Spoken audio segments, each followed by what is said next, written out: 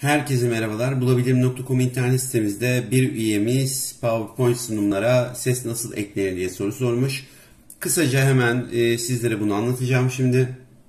Öncelikle sunumumuzun birinci sayfasını hazırlayalım. İki sayfa yapalım ki anlatırken kolay olsun. Birinci sayfaya 1 dedik bulabilirim.com, ikinci sayfaya ise bulabilirim.com 2 dedim. Şimdi bakın ekle burada. Ses ekle diyorum. Şu an sesi ekledim ama burada bir dikkat edeceğimiz nokta var. Bu sesi böyle eklerseniz direkt sunum dosyasına geçtiğimiz için F5 yapıyorum bakın.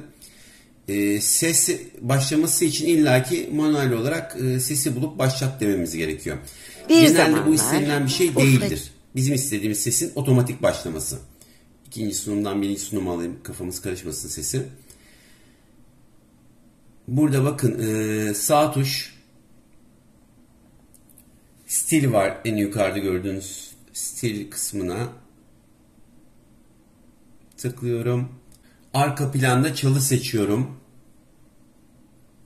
Şimdi gördüğünüz gibi arka planda sesimiz çalmaya direkt başladı. Konu hakkında başka bir sorunuz olması durumunda bulabilirim.com üzerinden veya YouTube kanalımızdan bizlere sorabilirsiniz. En kısa sürede yanıtlamaya çalışacağız. Şimdilik hoşça kalın.